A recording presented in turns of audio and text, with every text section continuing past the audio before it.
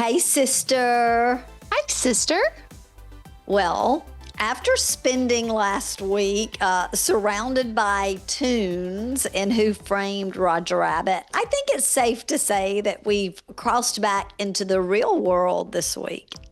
Yeah, no cartoon mayhem this time. Just real people, real emotions, and one unforgettable love story. This movie, I have to say, we've got to get going so we can make it to that famous last scene. All right, real fans, get ready. This week, we are rewinding An Officer and a Gentleman. I'm Amanda. And I'm Missy, and this is Real Sisters Rewind. Join us as we go back to the 80s. Hey, Real fans, welcome back to Real Sisters Rewind, back to the 80s. We're two sisters who love movies and love taking you back to the ones that were our favorites and defined a decade. That's right. And if you're enjoying the podcast, don't forget to subscribe, leave us a 5-star rating, and write a quick review. And when you do, we're going to take a screenshot, and you're going to actually take a screenshot. And when you do, we will mail you a Real Sister sticker. Just send that screenshot over to hello@realsistersrewind.com. That's right. And we would very much appreciate it. So let's rewind back to 1982 and step into An Officer and a Gentleman, where discipline meets destiny. An Officer and a Gentleman premiered on July 30th, 1982. Sister, I had just turned 14 2 days earlier. And what about you? 1982, I would have been 7, maybe. Yeah, well, if 6. I was 14, yeah, you were 6. I was 6. Yeah. Mm-hmm. So neither one of us saw this one in theaters. Oh, no, ma'am. Talk to me about the first time you saw it. Do you remember? Or was it for this movie? It had to be it had to be high school. I watched it in high school with friends. We had a lot of friends that were like movie buffs. And so, back then, back in the 90s, we would rent movies and just hang out and watch movies. And yeah, you literally have a weekend full of just VCR movies. Yeah. And get a stack at Blockbuster. Yeah. And so, when there wasn't something to go see at the movies, we would rent movies and get together. And I definitely saw it with high school friends. Via VCR. Well, via Blockbuster. Yeah, I remember some of our older cousins seeing it and talking about it. And I definitely saw it in high school. I can remember renting it from the store, not the corner store, but the one that's, if you keep going toward Hattiesburg from Oak Grove, it was right there where you turn to go to Calvary Baptist Church. Yeah. It had a big video store inside of it. Of course, that was before like Blockbuster and stuff. And I just very much remember renting it and the cover on it and him and his whites. Yeah, whites. And, I remember it. But this is the funny thing. When I started watching it, and I know we'll get to it in the scene by scene, but as I'm watching that first scene, I'm like, I don't think I've seen this, maybe. And me too. I'm like, I don't think I watched this part. I know, maybe they took that off of the VCR one back then, but I don't think so. I think we probably just didn't pay attention. It seems like we would have been sitting there with our mouth opened wide. But I have a question. Okay. When you heard the older cousins talk about it, right? Were they like, oh my gosh, this love story? Was it like, it was like great? Yeah, just like how Richard Gere was fine. Just the fine word that you still like to use a lot. I remember them just talking about that he was fine and that it was a great movie, and Well, when we get to the end where we always, does it hold up? excited to share my thoughts on that. So Okay, good. that's why I was asking. I got some thoughts for the end as well. I've got some thoughts for the end as well. Well, let's get into our pop culture spotlight, sister. Yep. The number one song that week was Eye of the Tiger, Rising Up. What a song. What a song. But I was researching, I know you did too. I mean, there were a lot of good songs on that top, even 20 list. You've got Abracadabra. You've got Hurt So Good, Rosanna. It's hard to say I'm sorry. Even the nights are was just about to say my first ever That was concert. Air Supply. That's right.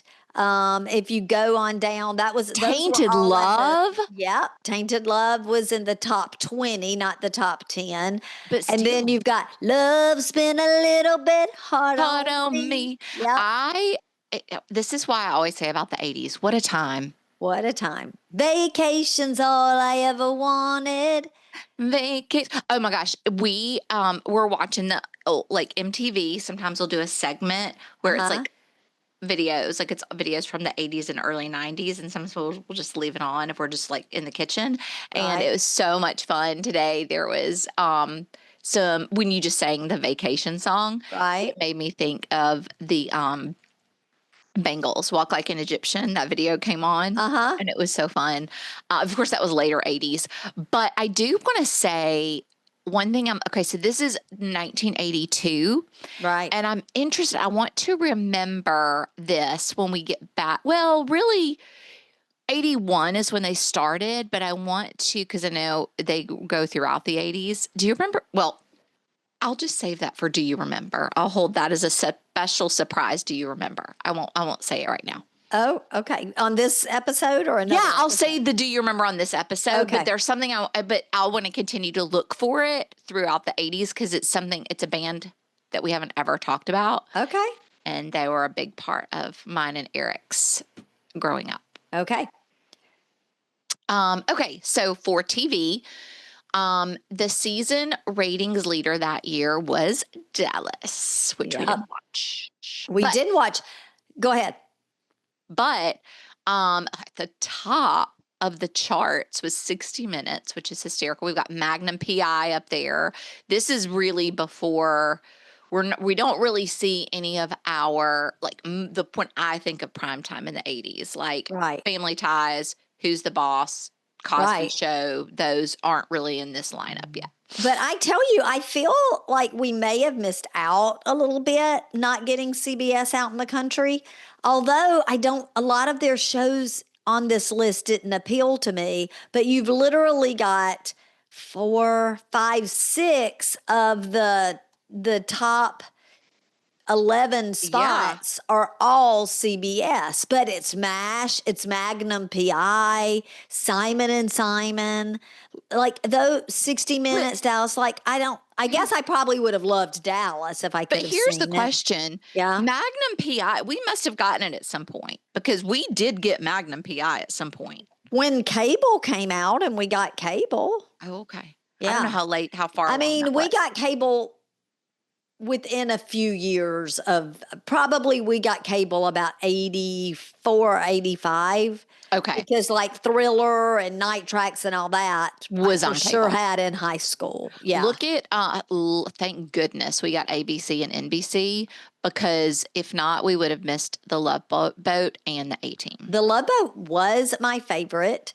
And actually it was at its prime at this time because we went on a cruise this summer. I turned 14 on a cruise. So we may have been on a cruise during the release of this movie. You probably thought you were on the Love Boat. Well, I knew it wasn't the Love Boat because that was Princess and all of that. But it felt very glamorous and like you kept comparing it to the Love Boat. But I was going to say a point and I forgot what I was going to say. But well, if you remember, it was at the height of its popularity. Do you know what I think is so cool about the Love Boat? Is they had a guest star every week. Many That the guest stars, yeah. Yeah, but that the story was like surrounded by them. So, and they would pop up in the little like Mm-hmm. window Yeah. that they would have. It was Yeah. really cute. I loved it. All right, tell Well, us what you found on People Magazine. Well, this week, the cover story was Richard Simmons, and it was all about the aerobic craze, the aerobic dance craze. He's actually on the cover in Mickey Mouse type colors, dancing with Mickey Mouse. Oh boy. But you did have, like Richard Simmons, Mickey Mouse had his own, Diana Ross, Jane Fonda. They were all kind of cashing in on aerobics. And girl, you loved it when you were a little girl. You pretended all the time that you were making An an aerobics video. aerobics tape. Absolutely. Absolutely. Well, that is because I also, right along with Mickey, this is when Disney Channel was just blossoming and he had Mouser size. Oh, he sure did have Mouser And size. I would just hop right on Mouser size. Yeah. One other little tidbit, two little tidbits on the People magazine cover. It had an article about Ozzy Osbourne tying the knot, and he died not too long ago, which was interesting. There's something on there about the Love Boats dock we can see on the outside cover. And we see a picture of Kirstie Alley as Star Trek's Temptuous character. And I don't remember her ever being on Star Trek. So there you go. Pop culture spotlight of the People magazine. Yeah. Also, I'm guessing this is Ozzy Osbourne marrying Sharon. Oh, yeah. I feel sure it was. They are such an interesting couple. Well, they were. I know. Well, yeah. But I'm just saying, I could and she may have a book or something, but that would be an interesting read. Yeah. I think. Because Yeah. I like her. Okay. Oh my gosh. Oh my gosh. So, do you remember? I'm going to do, okay, so let me just say this first. Let me do my do you remember that I said I wanted to The say? 'cause spontaneous one? Yes, because Okay. I don't think you're going to remember. Do you remember the Beastie Boys? I remember hearing about them, and they had some kind of a video that I kind of remember seeing, like where they're like in those lowrider jeans and doing something. They were maybe kind of early rap or something. Yes. Well, I just wanted to say, so they were all throughout the 80s. And the reason I'm bringing them up is because I saw them on our MTV today. And I was like, oh my gosh, I cannot believe we've never talked about the Beastie Boys or Run DMC. Like that, we got to get that in here because they were a really big part of for us growing up in the 80s. Beastie Boys started in 1981 in New York City. And so that was their start. They got bigger as the 80s went on, like 85, 86, in the later 80s. But I'm going to definitely have to bring them in. So I was just curious. It was something I was thinking about, especially knowing they started in 81 and this is 82. Yeah. Okay, so here is a do you remember, girl, Sears catalog. I remember By the way, the Sears catalog. Every loved Christmas, it was such a big deal. the Christmas wish book. Oh my Yep. gosh. This is the summer though, so it's the summer of 82. And these were amazing. This reminds me so much. Remember, I told you about the McDonald's birthday party I had where I had the corduroy blue pants and mom's ironed on the Smurfette patch on the butt. Yep. Okay, well, never fear because Sears had a plethora of patches Oh, of the that patches. you could put on the pockets of your jeans. And so would they like stick on, or would you have to iron them on? You ironed them Or on. did you sew them on? I mean, these may be, the one I had was iron on. I think most Okay. of them were iron on. Okay. Yeah, I remember things like, because we were just probably about this time getting out of going to the skating rink for a year or two. But I remember people having like skates on their pocket, like a skate patch. Oh, But I yeah. was never really They good at skating either. They don't you worry. They've got a skate patch. Don't you worry.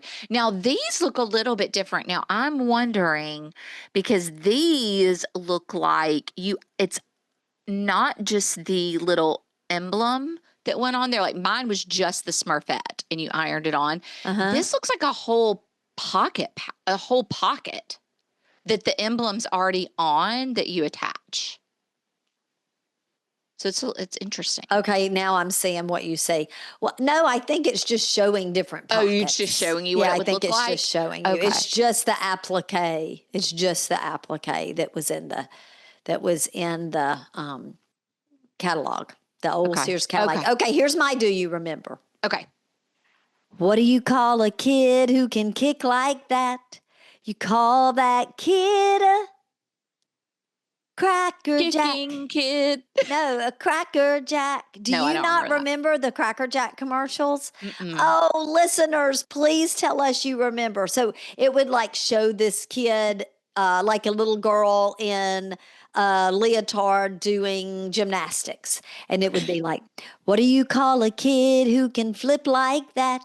You call that kid a Cracker Jack. So And then that's it why people might be like, do- oh, she's a little Cracker Jack. I guess, yeah. And then it would be like, it would all be one commercial and they would usually do like 3 of them. What do you call a kid that can flip like that? What do you call a kid that can kick like that? What do you call a kid who can hit like that? And so it was a Cracker Jack commercial. She's a real Cracker Jack, that one. Yeah. So it was a big deal to see the new Cracker Jack commercials back in the day. What I remember are the Cracker Jack prizes. Yeah. I do remember that. Yeah. So I don't really remember the old Cracker Jack commercials, but do you remember? Okay, now this Okay. is something I found and I don't really remember it, but I'm going to tell you about it and see if you Okay. remember it. Okay, I'm ready. There was a guy named Larry Walters. He was, it was on July 2nd, not he was. I was about to say but not he. So his name was Larry Walters, and he used helium balloons attached to his lawn chair to rise in the sky 16,000 feet. I absolutely remember it. It was like a huge number of helium balloons. Yeah, it's like the movie Up. Yes, it is. Maybe that's what they based the movie Up on. You That never know. is bizarre. Yep. But it was like, I do not remember this at all. So when I saw it, I was like, oh my gosh, this is crazy. I do remember it. Like it made the news, and this could actually be another do you remember. So you got 2 bonus do you remembers this week. It was on like the National Enquirer. Like you remember the National Yeah, Enquirer? I do. Well, they still have it. I'm like, Yeah, that's I funny. know, but it was so big back in the day. Mama Mac always had a National Enquirer. Doesn't surprise me a bit. Right. Mama Mac, if she was alive in this day and age, she would have totally been a conspiracy theorist. Oh, yeah, for sure. Now, quick question. Do you remember how Larry got down? I don't. That would be some good research. Yeah. Yeah, that would be some good research. Well, let's move in and talk about the movie. An Officer and a Gentleman was directed by Taylor Hackford, who actually went on later to direct Ray and Dolores Claiborne. And when he wrote it, the original title, instead of An Officer and a Gentleman, was The Officer Candidate. I'm glad people Doesn't have the same ring. I'm glad people workshop the titles. Yeah. Because we've heard lots of titles we that have. were like, okay. Yeah. Yeah. Well, the screenplay was written by Douglas Day Stewart, inspired by his own experiences in the U.S. Navy Officer Candidate School. Screenwriter Douglas Day Stewart based his story on, like I said, his experience, which included the moment a friend died during his training. Well, you can feel the feels in it, Mm-hmm. right? Like you can feel the feels. Well, of course, the film stars Richard Gere as Zack Mayo, nickname in the movie was Mayonnaise. That would be a horrible nickname. And he's a loner who enters the Navy training to escape a rough upbringing. And a fun fact is that John Travolta actually turned down the role before Gere signed on. It could have been okay. Could have been a reunion of John Travolta and Debra Winger. No, we're going to talk about that. Well, Debra Winger, speaking of, plays Paula Perkifrey. I don't think I'm saying that right. Perkifrey, the factory worker who falls for Mayo. Yep. Winger's performance earned her an Academy Award nomination for Best Actress. But she didn't win. No. Like I said, nomination. She later revealed that filming the emotional scenes really took a toll on her. Describing the She's had a lot of emotional scenes in her career. Describing the experience as both exhausting and career defining. I wonder if it was the emotion or the nudity. I don't know, but if she gets disturbed by emotional roles, you've got Terms of Endearment, you've got this, you've got Urban Cowboy, and probably more. I mean, and let me just say, I will say it again when we get to scene by scene because I already brought up the nudity. I can't let it go. In the 80s, people were not afraid to just get naked. I know. It is blowing my mind. I'm like, what is it happening? Grosses me out. We'll talk about it in the movie. Like full on daylight. Yeah. It's just bizarre. I know.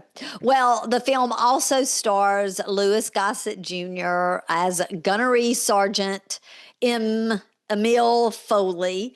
And that role won him the Oscar for Best Supporting Actor. And As actually, it did, absolutely. And Amanda, it actually made him the first Black man to win that award in this category. Oh, wow. And he actually credits this role with transforming his career like overnight. Wow. He might have been the best part of the movie. Like, yeah, he was great. He was great. Really great. For sure.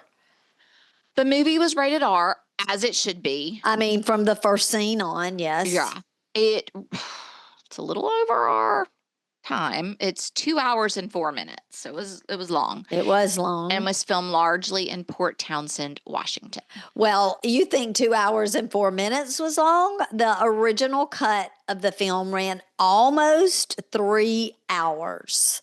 Which would have been so long from them. Well, they cut multiple subplots were removed, and there was a subplot that was going to go deeper into Paula's home life and how she grew up, but they cut it. That might have been interesting. It might have been a little. I was curious. Yeah, but it had a budget of around $6 million, and it earned over $190 million worldwide, and that made it one of the biggest box office hits of 1982. Heck yeah, it did. The film earned 6 Academy Award nominations, which we've talked about some already, and it actually won 2. So we already talked about Gossett Jr.'s Oscar win, but the iconic theme song, Up Where We Belong by Joe Cocker and Jennifer Warnes, won the Academy Award for Best Original Song and a Golden Globe. I can tell you this. When I was 14, 15, 16, I can remember being in my bathroom or in the bedroom and looking in the mirror and just singing the song to the top of my lungs, thinking it was one of the best songs I had ever heard in my entire life. And, sister, it almost didn't make it into the movie because Taylor Hackford initially thought it didn't fit the tone. But eventually the song went on to hit #1 on the Billboard's Hot 100 that year. So that's interesting because I do feel like it was about love lifting them up to, yep. I guess, new heights. So many. Okay.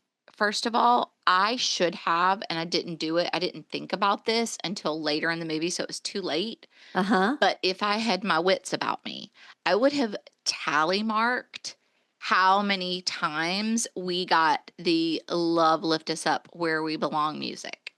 We don't get the actual song to the end. Right. Until after the movie. It's not even in the ending scene. Multiple. It is. It's in the first scene. Musical renditions. Yes. I was like, oh, there it is again. There it is again. Yep. I would have, but it was too late, so I missed it. But it's all over that movie. It is. Second of all, fun fact for you, I don't know if you know this or not, but shout out to our old teacher / principal, Wayne Folks. Uh-huh. He used to sing this song at weddings. I didn't know that. I didn't know he was a singer. When I was in middle school. Yep. He did. Sure did. Shout out Wayne Folks. Sure did. Wow. Yeah. I did not. I'm going to have to reach out to him. I just blew you away. You did you lifted me up where I don't belong. All right, sister, are you ready to now let love lift us up where we belong, scene by scene? Yes. All right.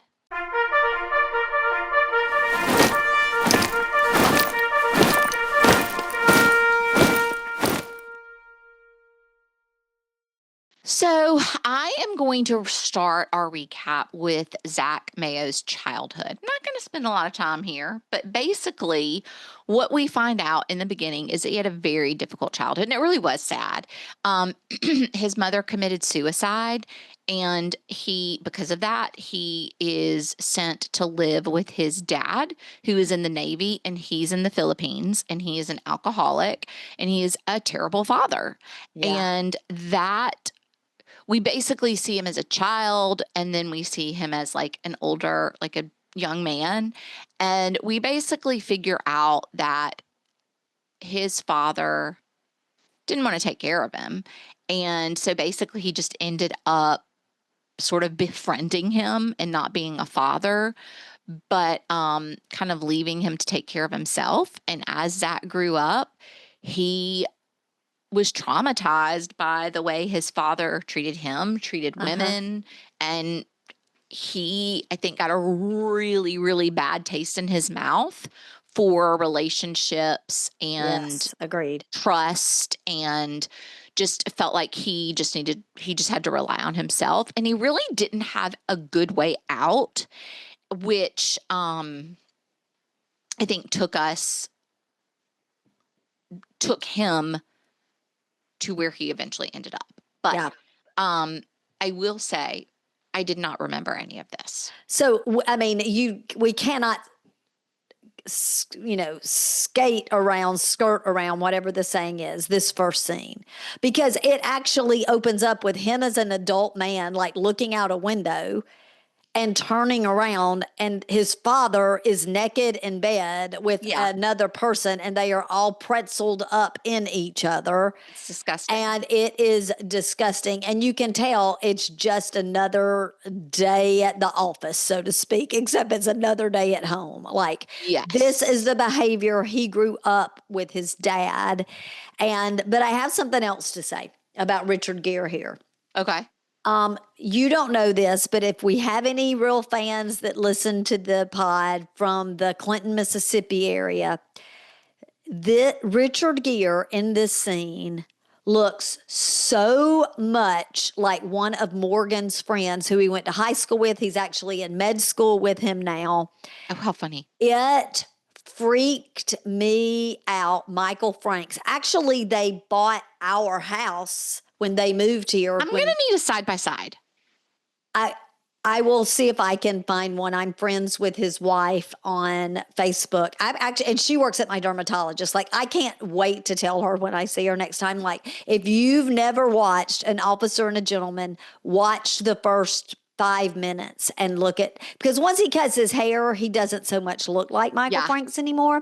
Yeah. But he does with that long hair. Michael Franks' hair is actually longer now and thicker, but it was eerie to uncanny. Me. Yeah, it was eerie to me. It was uncanny. He looks so young. I mean, he was young. And Yeah, you just felt bad for him. But you're right. It starts as an adult, and you see the situation he's living in. There's flashbacks to when and he then was he a kid. flashes back, and you realize, oh, that's his dad. Like, Yeah. it all comes together. Yeah. But I will say that his dad, when he told his dad he was going into the Navy, his dad still didn't believe in him or give him a boy or all that, any of that. No, it was awful. And just a little tidbit here. He does go and get a tattoo there in the Philippines, and before he heads out, seemed really dirty and gross. And I just thought, I don't know if that was the best environment to get your tattoo. That's True. what I was thinking. True. Because, Mom and Madison and Savannah, they're going to get their tattoo one day. That's what they say. And if they do, I want it to be a really nice, clean place. Yeah. Yeah. Not like that. So he's leaving his childhood behind. He's heading out to join the Navy, and he leaves on his motorcycle, sister. Yep. I was like, what is this, Top Gun? I agreed. And let me tell you, he was no Tom Cruise on that motorcycle. His motorcycle was also like a POS, but yes. It was, but like the way he kind of shuffled his feet on the ground, like I was like, I'm not so sure this is the look they're going for here, but that you're really a motorcycle rider. Yeah. And we also get in this part the first instrumental, fast-paced version of "Love Lift Us Up." Yes, we do. Belong. It's a little bit faster tempo. Okay, so like I said, he's a young man, and he reports to the AOCS in Washington State. I don't really know what that stands for, but it is with the goal of becoming a naval aviator. This is like his entry pass point. Like, you have to pass this before you can go on to the next level. And this is bananas. His cohort, he's with his cohort. They're all lined up, and they're greeted by their sergeant, Foley, and this is Louis Gossett Jr., and he is a relentless drill sergeant. Oh my gosh, he is ready to make their training a living hell to see who has the fortitude to become an officer. And I do wonder, like, he was, like, I get it. He was saying some hardcore stuff. Like, I wonder if that kind of stuff still happens. I don't know. I'm sure it does, yes. But he trained with real drill instructors because he wanted to capture like the intensity of that role. And also, rumor has it that he's one of these who stayed in character the entire time. Even off camera, he would isolate himself from the other actors to stay in character. But look, sister, it won him an Oscar. I know. That's what I was just going to say. I'm like, oh no, here we go again. Another one of these. But that's right. And I was thinking, so as I'm watching it, he was so harsh. But at the same time, I'm kind of like, I get it. Like, you're about to be in harsh conditions, and you need to be able to handle it. And so. And he really focuses on Zack as a big target. Yes. He does like pick out, it seems like he's picking out people that he wants to make an example of. Sister, I was doing some research. The AOCS is Aviation Officer Candidate School. Thank you. Yeah. And just FYI, while we're talking about this, because you said that he had arrived in Washington State for AOCS, they actually wanted to film this in Pensacola, which we know there's a naval base in Pensacola, but they would not cooperate with the production because they said the script portrayed the Navy in a negative light. So they did use the Fort Worden in Washington instead, but it had been decommissioned years earlier. So they were on a Navy base, but not one in use. Not one that was in use, yeah. So just a little tidbit. I didn't think it made him look bad. I mean, I think it probably is what it is, but that is interesting. And Pensacola is where the Blue Angels are, and they talk about the Blue Angels in the movie. Yeah. Cool. Well, the officer candidates are warned about what they call the Puget Sound Debs. And this is basically for the guy. They're telling the guys that are coming in for this training, because they're not there for very long. I think it's like 12 weeks or something. Yeah, it's not You know, very long. It's not very long, but they're telling these guys, these girls, they're the local factory workers, and they're looking for a guy to marry them and take them away and, you know, get them out of where this life they're living. Yeah. And they'll trap you into marriage. So you better watch out for them. Right. So they kind of got that. We kind of hear that warning. So we're automatically like red flag before we even see and meet the girls. But don't you also think like that combined with his background is a lot of the development of the character and his kind of standoffishness? Oh yeah, for sure. Yeah.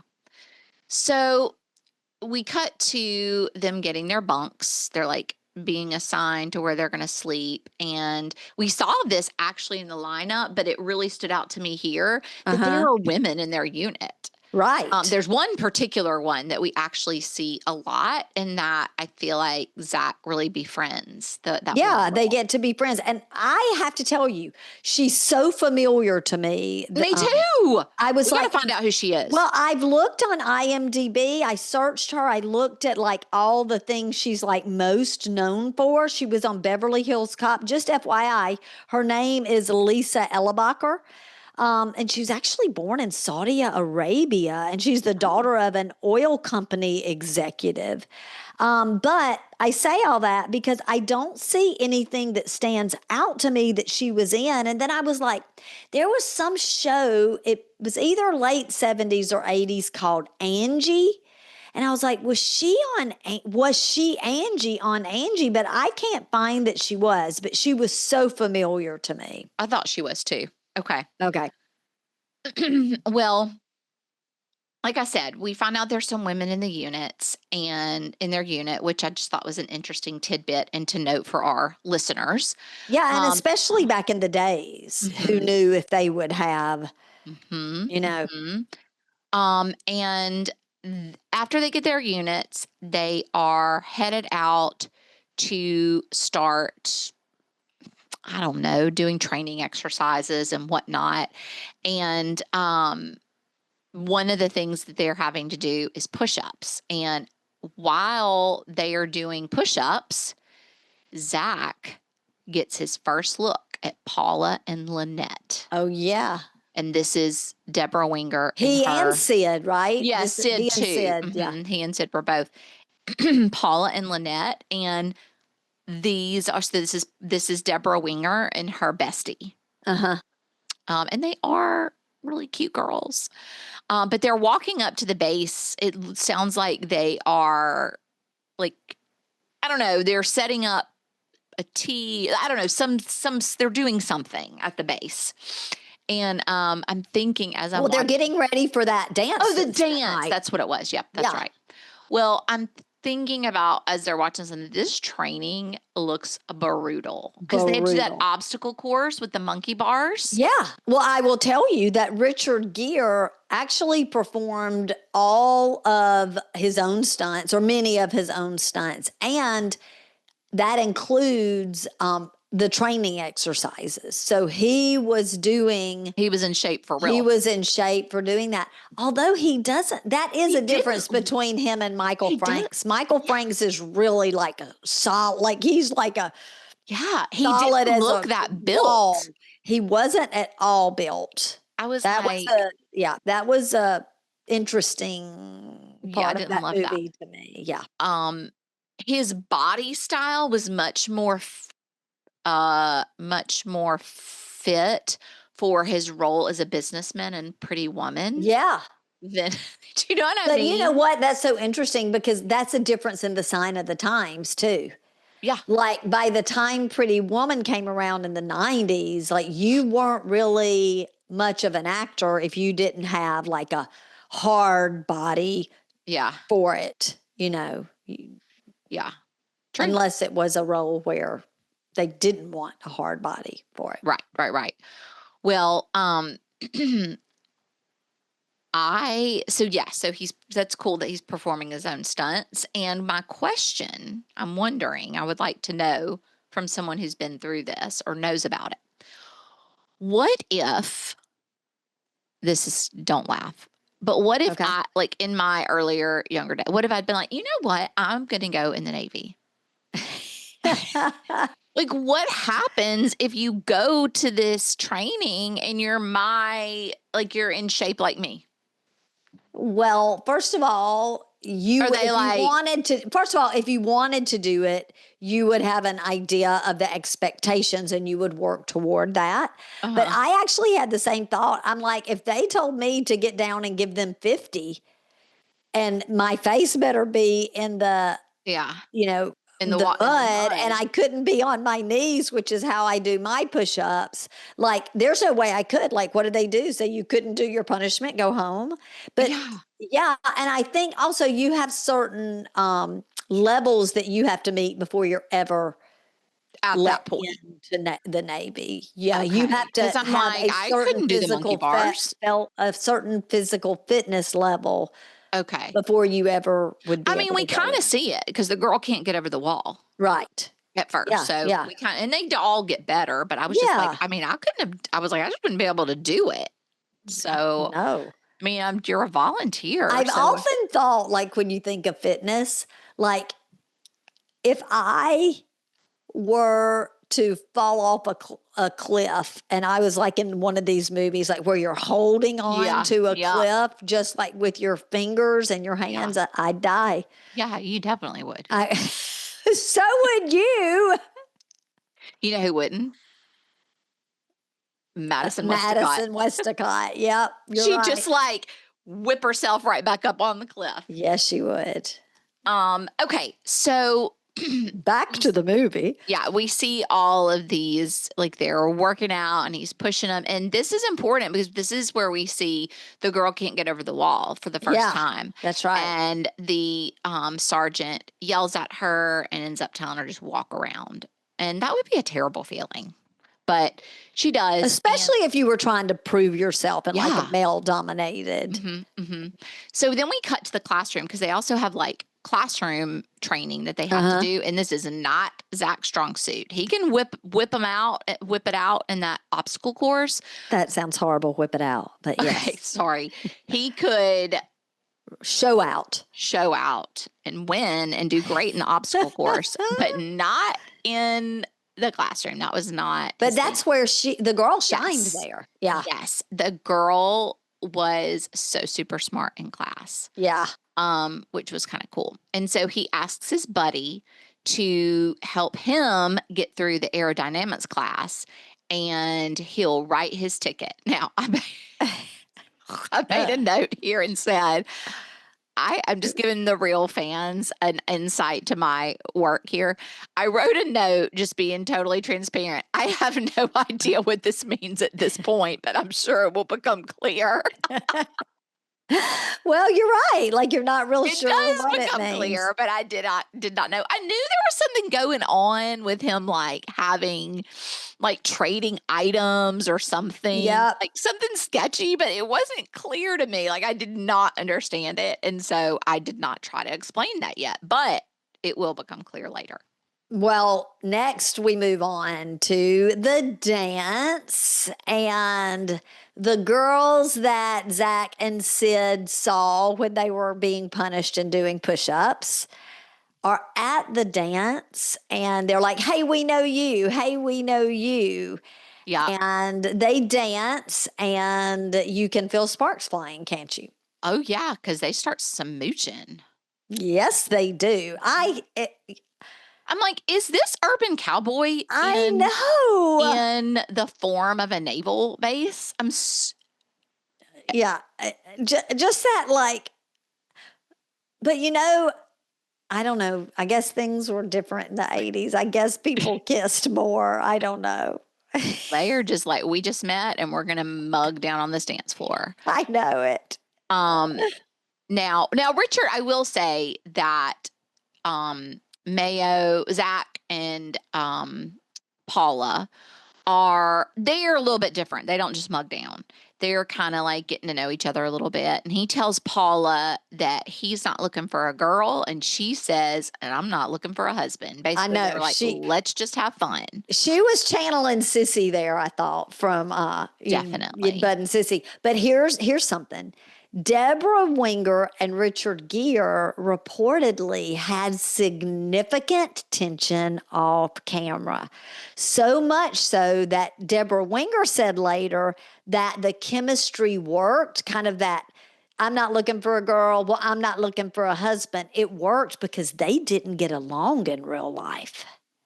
Okay, this is the second movie that I've heard that Debra Winger has had issue with someone in the cast. I know. And I'm like, when the problem keeps happening, what is the common denominator? Common denominator. Now, look, I don't know Debra personally. Oh, you're teasing. But no, I'm saying I don't know her personally. Oh, I know. I'm being sarcastic. But I don't want to offend her if she's listening, but it may be something for her to reflect on.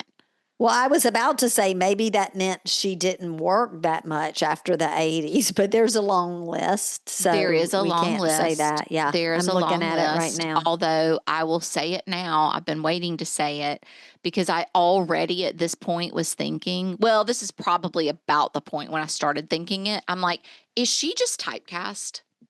Yeah, I think she is. To be I definitely the loser, like girl that's going to get beat or put down or used or whatever. Well, she plays it well.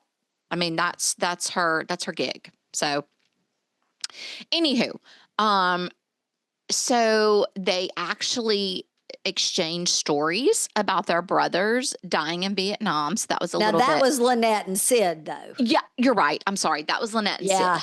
They made a connection there, and these two were mugging out. They were mugging out. Just FYI, the guy who played Sid, David Keith, he also did training at an actual military base to prepare for the role. Yeah. And I thought he was very believable. And I kept thinking, I know him. And he played Elvis in a movie. And he did you can't really look at him and imagine he'd be a good Elvis, but he did and he was. So there you go. He was cute. So they get out of the dance, and Sid and Paulette immediately get into the car. Lynette, not Paulette. Oh, the other one's Paula. Okay, I'm sorry. Lynette. I'm getting their names confused, real fans. I'm sorry. I know in my mind who they are. Yeah. So Sid and Lynette, we see immediately. Oh my gosh, this is so gross. They immediately get into the back of the car and basically start having sex. They're making out. But they are, I know. He's like, are you sure it's okay? And she's like, yeah. Yep. But I will say there is a great Van Morrison song in the background, which was great. And then while they're in the back of the car doing inappropriate things, Zack and Paula head to the beach. Not sure what happens. We don't really find out. We just know that they're walking on the beach, talking, getting to know each other better. I guess. Maybe not. Maybe they're doing we're just going to believe that's what they did. It kind of is what I feel like they're leading us to believe. I agree. Okay. So back to the base. Yep. We had a lovely night. Now we're back to the base. Okay. We get to the scene, and I'm like, immediately in my head, I'm like, is the Sarge pulling a Mr. Miyagi? Mr. Miyagi, I thought the same thing. Because how would this little test work if you didn't already know karate? Well, it wouldn't. So he has a stage, and there he's challenging them to karate.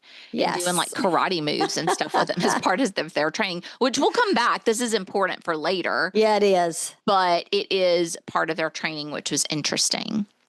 At this point, after we see them training karate, we then get a cut. Now it's they're going to the bar. Right. It's I think we're believing, okay, we've had some time training. now we are off and we have some off time. So we're at the bar waiting for the ladies. And But there's no, you lost that oh, love no. and All there fever. is different tempos of Love Lift Us Up Where We Belong. Yes. And in different instruments. So I have a comment here, people. Okay. Richard Gere, at this point, obviously, his hair's shaved because Right. of military. He needs more hair to balance out his face. He is not very handsome with that hair. And I think, like, again, there are moments where I think Richard Gere is so good looking. I think he's better in, like I said, that like business type situation, Chicago, whatever. But like his head, the structure of his face does not work well with that haircut. Just saying it. Yeah. Just putting that out there. Okay. All right. So the guys are waiting for the girls. The girls come in and they immediately go to their men and start making out again. right there at the bar. And this was kind of weird. So the guys I understand. I get why this happened. This is again trying to highlight this like storyline for us that the girls in this town are looking for these military guys that are only going to be here for about 12 weeks to hook up with and then tie themselves to so that they can be taken away from the town. Well, the men who live there locally don't really like that. Like that, they kind of frown upon that. And so there are locals in there shooting pool, hanging out. And so they're seeing the girls making out with them and all that. And they're in their uniforms. So it's very obviously they're naval. So when they're leaving, a group of these local guys follow them out and like start taunting them. Right. Richard Gere says he doesn't want to fight. He's trying to handle it correctly. Like a gentleman. Like a gentleman. And he, but it's still a fight breaks out. He doesn't start it. One of the local guys throws a punch. But because obviously the naval guys are super strong, they're trained, Zack really whips his butt and he breaks the guy's nose. So that's not great. And their group, like the group of four of them, Zack, Sid, Paula, and Lynette are kind of, especially Paula and Lynette are kind of freaked out because that guy like busted his nose and everything.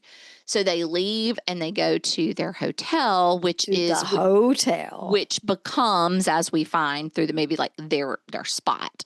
Yep. And it's like these little bungalows on the water, kind of cute. But I have a big red flag here. Problematic. Okay. Unhinged, problematic, urban cowboy. Yep. Problematic. Okay. Let's hear it. Debra Winger, stop letting men treat you poorly. Okay. So Zack and Paula get into a fight. I don't remember what it was about, but he's awful. Like he's really awful. Very cool. He says some really ugly things. Yeah. I wish I'd written it down, but I didn't. But he didn't hit her. No. Right. But listen, it's really awful. And she turns and she's trying to leave. Yeah. And this is such a Bud and Sissy thing. He comes up behind her and like. Yes, it grossed me out. I thought it was kind of hot. Truthfully. Oh. No, I'm like, I get it. Like I said in my notes, I said, while this is a hot move, it is also a red flag. Yeah. Like he's not letting her go. Right. And he starts kissing her like on the neck and from behind. And so she like turns around and, can't resist. I'm like, girl, I get it. Like it is a hot move, but it's not great. The next morning, she wakes up and in the little hotel. Yeah, it's like a hotel with like a little kitchenette. Yeah, way beyond its time, I think. Yeah. Well, that's why I said it's kind of like a little bungalow. Yeah, it is. She's whipping up breakfast. Making breakfast and all is right in the world. Everything's great. Forget about the fact that we had a big fight last night. Yeah. He tells, well, I mean, they'd already forgotten about that girl. Yeah, they had. He tells her that he likes to be honest about who he is and what he wants. And she says she just wants to have fun till he leaves. Lies. Yep. And she also dares him to not fall in love with her. Yep. I dare you not to fall in love with me. That's right. Okay, That's girl. right. Okay, girl. Like, Paula. Yeah. Let's get real. Let's go. Okay. Now we get to, so they had their little weekend pass, and now we are back to training. And oh my gosh, the underwater test. Yep. I was like, that was terrifying. So, It y'all, was if you've never seen this or don't remember, they have to get in this little machine, and it goes hard down a ramp, and then it flips them. It's as if it's simulating if they were in a cockpit and they dropped into the water. Yes. And they have to be able to get out. Crashed into the water, actually. Yeah. And so they hit the water hard, it flips over, and they have this whole technique to try to get out. And I knew somebody was going to get hurt. Oh, yeah. This is going to be bad. So, of course, yes. So, of course, they go through a few people, and someone does get hurt. Yep. And who was it that got hurt? I can't remember. I can't remember. Anyway, whoever it was bad. Like, the person was like, they had to do CPR and pump his chest so that water came out of his mouth. Like, he was dying or dead. Yeah. But he makes it, and this is also a moment. So y'all may be like, well, why are we seeing all these training things? Well, another thing I think about the training moments gives us an opportunity to see the naval officers' relationships and friendships forming. Right. Because we see like him and Sid. We also see in most of these scenes some sort of interaction between him and the female trainee. Like, they were like she was really nervous, and he was like, you got this, and she did it. And, there's some camaraderie there that we see. Yeah. Her name was Casey Seeger. So she was Officer Seeger. Yep. In the movie. Yeah, in the movie. Seeger. Yeah. Yeah, I remember them calling her Seeger now. Okay, that makes sense. Sorry, y'all. So about this time is when yours truly figures out the scam. Earlier comment. Yes. This is when it all came to light to me. Because there is a scam. There is a scam, and I knew there was. I just didn't understand what it was yet. Right. So basically what was happening is, in an attempt to make extra money, Zack had this side hustle where he was selling polished belt buckles and shoes and things they needed for, like, when they would come in to do their bed checks and check their lockers, and they needed to have all of these things polished and clean and in order. Sometimes people wouldn't have what they needed, and so he would have these items that people would pay him for. So they didn't have to use the elbow grease to clean the buckle. Yes. Yeah. Or the one guy that he keeps trying to sell to is like, man, I can't afford this. But he's just not good at it. Like, he doesn't polish it. He doesn't do it to the standard that they're supposed to. And he has a wife, and he's like, a wife and kids, I think. And he's like, I can't afford extra money to buy this stuff from you. Right. So Sergeant Foley discovers the scam, and he is furious. He is pissed, isn't he? Yeah, he's really upset. And he actually tries to get Zack to quit, but Zack refuses. That's right. And he ends up subjecting in order to try to get Zack to quit, he subjects him to a grueling weekend-long, basically hazing to make him drop on request, which they call DOR. Which is quitting. Yes. Yeah. And I had a moment here, and I know these movies are nothing alike, but I don't know why. I guess just being out in the I don't know what. I had a moment here where I thought of Private Benjamin. I did too. You did? I did. I thought of that scene where Goldie Hawn has got her helmet on, and she's, I did that. Yeah. Okay, good. Well, he really puts him through it, girl. Yeah. And I mean, he's doing a lot of physical stuff. He's scrubbing the floors with a toothbrush. It's a lot. It is. But after he suffers through this relentless punishment, he's broken and finally confesses. Oh, and this is the part where they're outside and he's trying to make him, he's laying down and he has to hold his heels up like he's using his abs and he can't, he's just too exhausted. I'm like, boy, no shame. He finally confesses that he's not going to quit. He has nowhere else to go and has nothing in his life. Yeah. And I think you see a shift there in their relationship. You do. That's why I love it. Because Foley has a realization of who this guy is and that he's had a rough life. And so he eases up on him a little bit. Yeah. And not in a way that he like eases up on him to the point of it's like, I don't know, makes letting him get away with murder. Yeah, but just like he's not harassing him quite as much. And so Zack then turns over his profits to his fellow cadets, which signals a change in his character. We begin seeing a change in him, and he has experienced a change, right? Like he was broken, and I think we actually see him begin to really fully give himself to the training and to becoming a better person. Agree. Okay. So now we cut back to the motel with Paula and this super graphic naked scene. I'm like, can y'all stop showing people fully naked? I know. It's nothing I like to see. It's just no. Can we get a sheet? Something? Some lighting, some shadowing, something. Again, I'm feeling the typecasting of Debra Winger. I'm like, what is the deal? She's always with guys treating her like crap. Yeah. And did you hear her say, when she's talking about her family, did you hear her just throw out in her mentioning that her mom was 39 years old? Yeah. Like what? I was like, you should have seen my face. I was like, times have changed, my friend. Yeah. 39 years old. By the way, did you notice her mom is the mom from Big Love?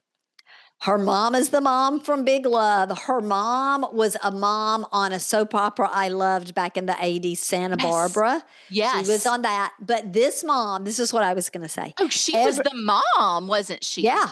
The Capwell's mom. Yeah. So, but here's what I was going to tell you. Every time I see this actress, all I can think of is Cruella de Vil. Like she looks like a real life Cruella de Vil. She definitely does. She could. That is 100% true. 100%. Well, the reason I made those notes here is because this is when Paula invites him home for dinner. So we meet these people.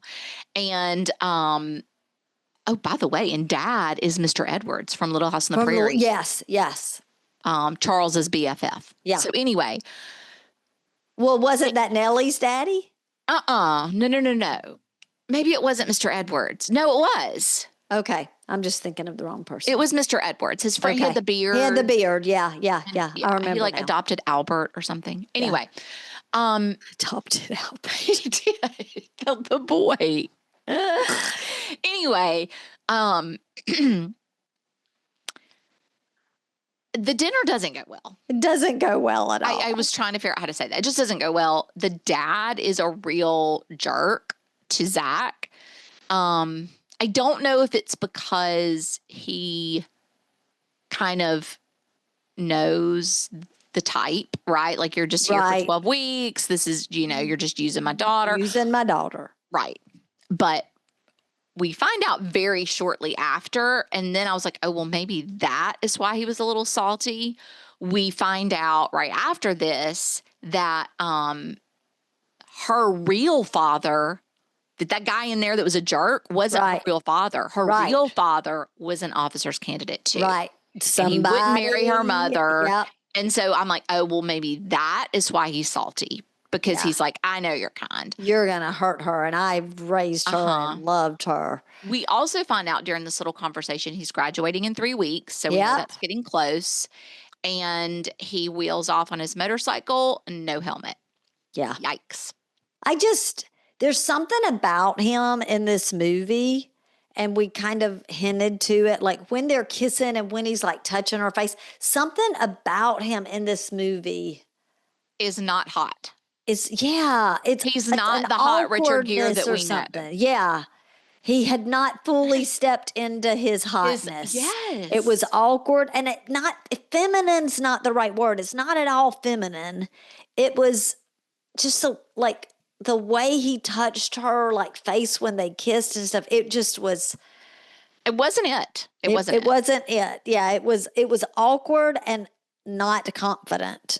Mm-mm. So at this point, she knows he's going back for training and that it's getting to the end and it's going to start getting really hard and they're going to be in the training. And so the girls are, I guess I would say they know that this is coming. They're right? dreading it. They're Mhm. feeling like they want to hold on to what they've got. Yes, yes.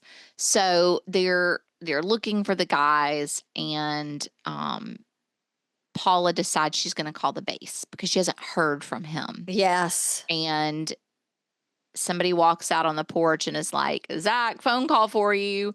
And he's like, "Oh no, it's okay. Tell her I'm already gone." And he Yeah. knew that it was Paula. Yeah. But he was like, "I'm out of here." So she runs out of the factory, deciding she's going to go look Like for she's him. going to go find him. She Yeah. knows he's there. You're right.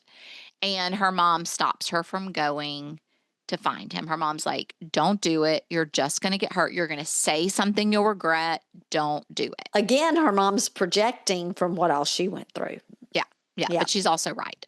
So Zack and Sid go to have dinner with Sid's parents Yep. now.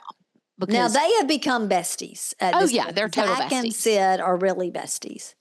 Very besties. Very much besties. And his parents are asking why he hasn't written to Susan. First time we hear that name. First time we hear that name. Yep. And apparently it's his girl from back home that he's engaged to and supposed to marry, but was with his brother before yes. he died in Vietnam. No, ma'am. Yeah, I'm like, that's almost like a biblical thing. Like, I'm going to take my brother's wife that Yeah. you read about from Right. like the beginning Ruth, of, yeah, and yeah. like calm down. Yeah. So Sid tells Zack that not Paulette, I did it again, Lynette was no, it is, yeah, I know it was. It's supposed to be Paula here, so I was right. When they're leaving the dinner, Right. Sid is, saying that he's had fun with Lynette, but this is, he's supposed to marry this girl, blah, blah, blah. And he also mentions to Zack that Paula was upset that he didn't call her because I guess he heard that from Lynette. So, and then, they head over to the bar, right? Of course, girl. And he sees Paula, and she's with a flight instructor. Right. And probably, she has every right to be. Yeah. And she's standing over by the jukebox. Yep. And Zack approaches her. Yep. And he apologizes for not calling her during survival training. And I think it was kind of like Hell Week. Yeah. Like yeah. Yeah. And she starts to go, but he hesitates and wants to thank her for helping him get through training. She wishes him luck in Pensacola and heads back to her date. Okay. Then we cut to Zack and Lynette back in the bungalow. They have their own bungalow. They've been boogieing in the bungalow. Yes. And he asked her about her period. And he's like, "Oh, aren't you a little late?" And she says she's a little late. And he says he would be the father and he would do the right thing and pay for an abortion. Great guy right there. That. You were clapping. We couldn't hear. Oh, I'm sorry. You couldn't hear my clap? Okay. Could not. Weird. Well, I was clapping loud to let you all know he's a real great guy. Yeah. He's just, he'd be the dad. Supposed to marry Susan, but if I got you knocked up, I'll pay for the abortion. Because he wants to do the right thing. Because he is the father after all. Yeah. So got to do the right thing for that kid. And she's not really into that. So she leaves. She never does say if she's I'm late pregnant. or not. Right. She avoids a conversation about it, but she's put this doubt In in his mind. mind that she might be pregnant. Yes, correct. Yeah. So then I love this part. So we know they've been through their like hell week or whatever. Right. And I get, they don't give a lot of information, but I'm assuming that this is like their final obstacle course and they're like getting their final times and everything. And the sergeant's told the girl, like, if you don't make it over this wall, you're not moving on. Right. To the next level, to Pensacola or whatever. Yes. And they're doing the obstacle course. And as usual, Zach's leading in the front and Seeger gets to the wall and she can't get over the wall. And instead of finishing, he comes back and goes to the other side of the wall and she's like on the ground and he's like, you are gonna do this. And I'm like, oh, he's gonna lift her up over the wall. No, he's like, lift her up above the wall. He's like, no, you're gonna start back here, you're gonna run 3 steps, and then we're going. And he does it with her. Yeah. And like talks her through it and gets her over the wall. And I absolutely love that. I loved that part too. I loved it. It was really cool. About this time, we find out that Sid is really going through a crisis. Yes, he is. He wants to please his family, but he also believes Lynette's pregnant. And he seems like he loves her. Right. That's the other thing. I think he also realizes, like, he actually really wants to be with her, and he's not really interested. He was just going to marry this other Susan because it was like out of obligation. Yeah. Like my brother's almost widow. Yeah. So he decides he wants to propose to Lynette. But he goes like DOR, right? Like he's going to, yeah. He and Zach argue about it, and Zach's like, you don't have to try to do the right thing.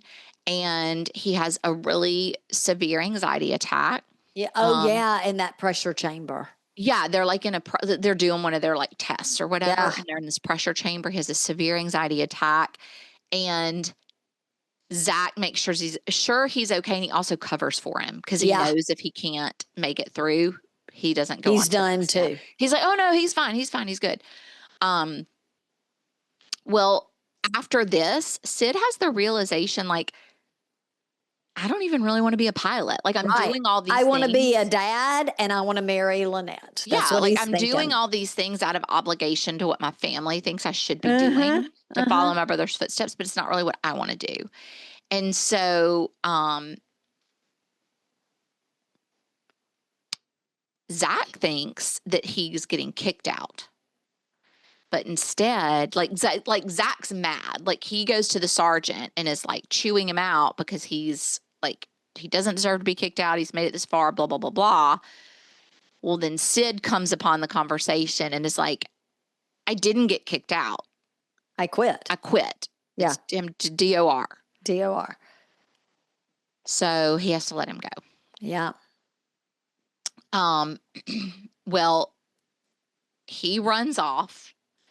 And Sid can't find him. He's been looking for him. He can't find him. So Sid shows up to Lynette's house. No, Zach can't find Sid. Thank you so much. I just got I jumped ahead is what happened. Okay. Zach can't find Sid. You're right. But what has happened is Sid shows up to Lynette's house now. In regular clothes. And that's the first thing she asked. Like, where's your uniform? But back up. Did you see her house? Yeah, it was like a shack. It was a shack. Like, no shade to people. Like, when I say a shack, I mean like,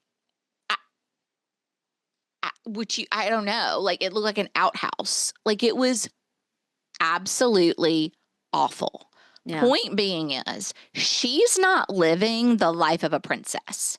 So, girl, Sid is a good guy. Right. Yes. I see where you're going with all this. Okay. Now. So Sid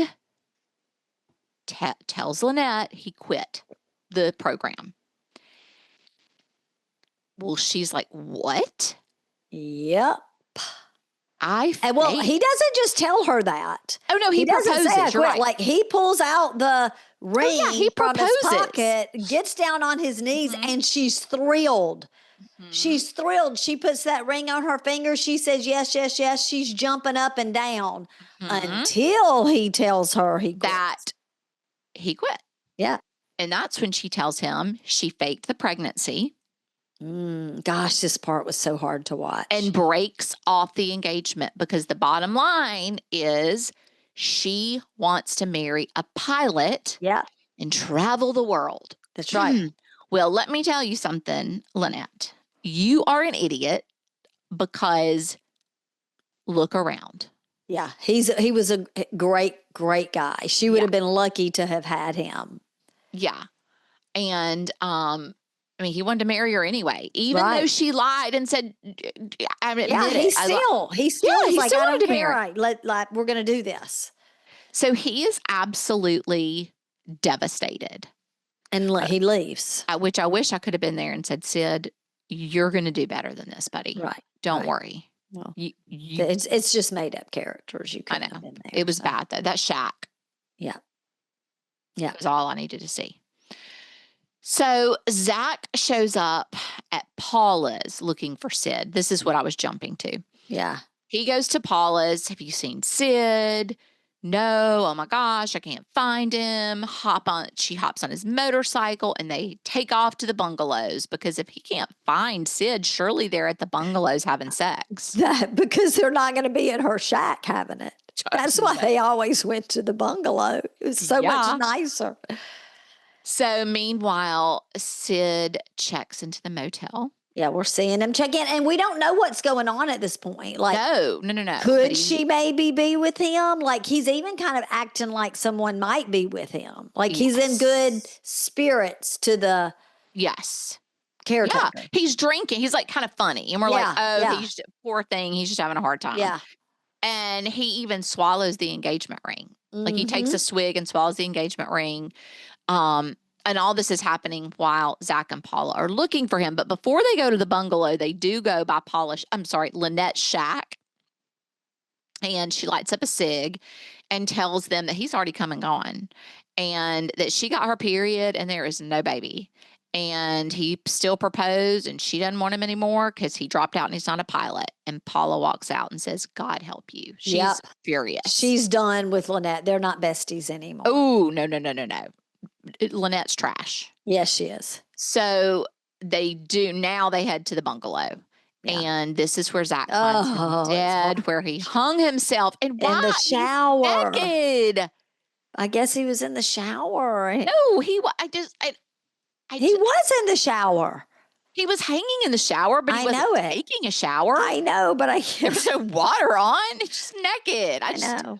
I guess he came into the world that way and he decided he'd leave the world that way. I don't know, but it was horrifying. It was so sad. Oh, it was horrible. And of course, Zack blames himself. Yeah, of course. And he decides he's going to drop out of the program, but Foley stops him. Yep. And in order for that storyline to happen, where Foley stops him, they engage in a fierce martial arts fight.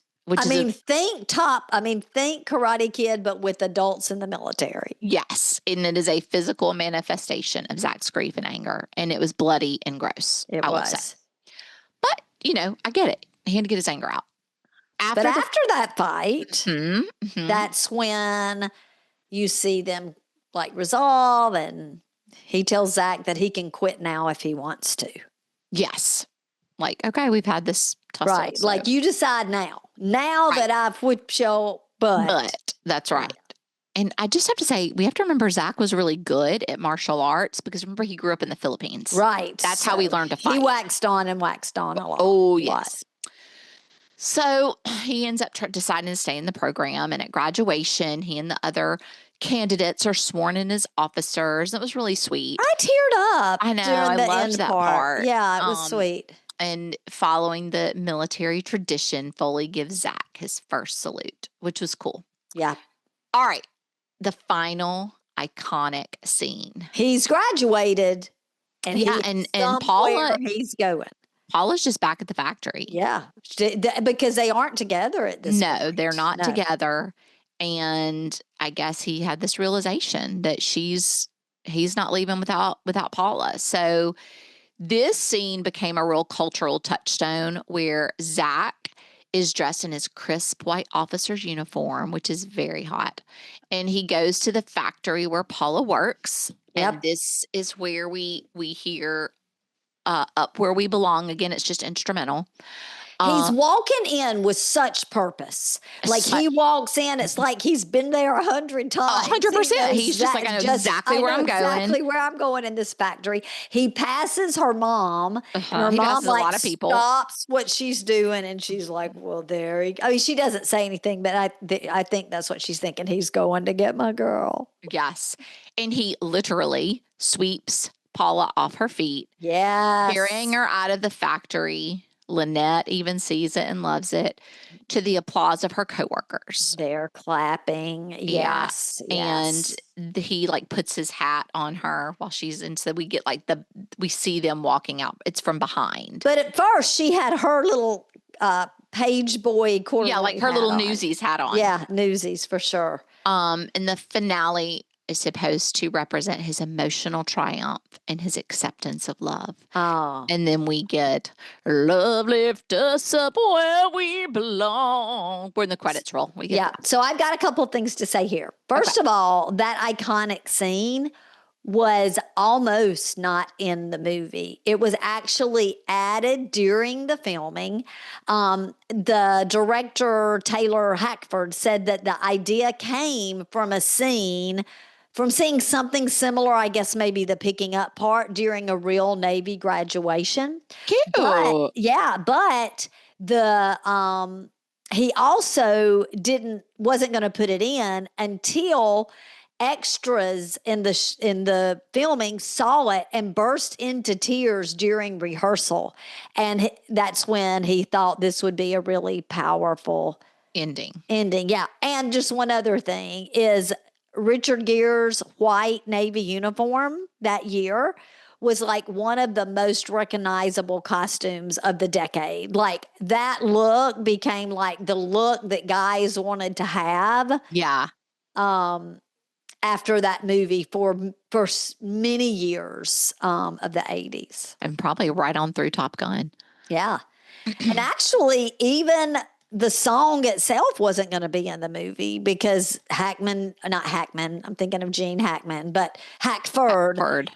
Just didn't think it fit the tone. But can you imagine? Well, I mean, when they decided they liked it, they really liked it. They wrote it off of the movie. But can you imagine that last scene without Love Lift Us Up? I know. And he's lifting her up. I know it. Well, what do you think, sister? Does it measure up? You said you had a couple of thoughts. No.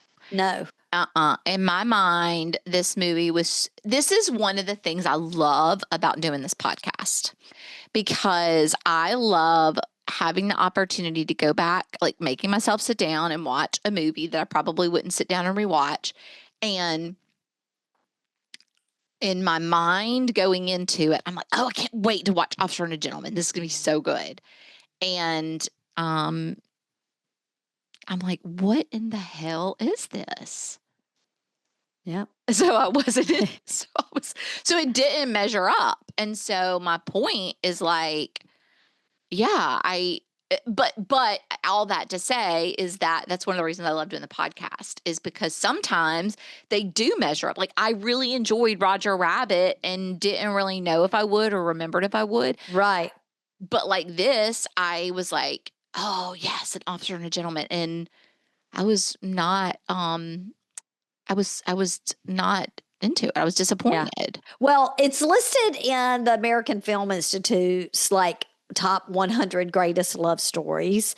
It is like credited with the revitalized interest like in military themed dramas like Top Gun. So without this movie, we might not have.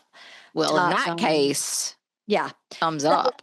I would agree with you. Like Chris was going to watch it with me, but I ended up kind of putting it off to watch it, and he was watching football, and so I watched it by myself. And Chris was like, "Oh, that's such a great movie. I love that movie." And so I had really hyped myself up like, oh, yeah, this was one of the greats. And then I was like, other than that last scene. Well, I also like, I do think this, I actually think the military scenes were some of the best scenes, right? Like that whole, like that storyline. The love story was very lackluster. I'm still like, I still don't know what the love was. I'm Well, like, that's kind of her MO, Debra Winger's MO. I mean, but that's what makes me think also when you said the movie was originally much longer, I'm like, I guess maybe they there was cut more out there. scenes that would have developed their relationship more because Maybe I so. didn't get it. I was like, oh, it's so not like he's coming to sweep her off her feet. But I'm like, as they're walking out, I'm like, they're not going to make it. Right. Well, I will tell you that critics back in the day definitely had mixed reviews. But the reason it did so well is because word of mouth, probably about Richard Gere at the time, and those and whites. Gossett Jr. is amazing. It became a cultural phenomenon. So. And people love to watch Debra Winger be the doormat. So yeah. Well, there you go. Yeah. Well, next week, we're rewinding to another early 80s classic, but this time it's about friendship, memories, and the music that got us through it all. All right. Here come your clues, real fans. A weekend gathering turns into a mirror for who they used to be and who they've become. Old songs spark new conversations about life, love, and what's left undone. Clue number 3, it's one of the rare movies where the soundtrack feels like a whole nother character. I love it. Well, don't forget, when you can, leave us a 5-star review, take a screenshot, email it to us, and we will get you your Real Sisters sticker. The email is hello@realsistersrewind.com. Sister, thank you. It was a fun one. It was a fun one. Y'all, seriously, what she just said about Real Sisters and leaving a review and liking, it helps us so much more than you could even really know or imagine. So if you could do that really quick, it really helps. Thanks. All right. Love you, sis. I love you too. Bye.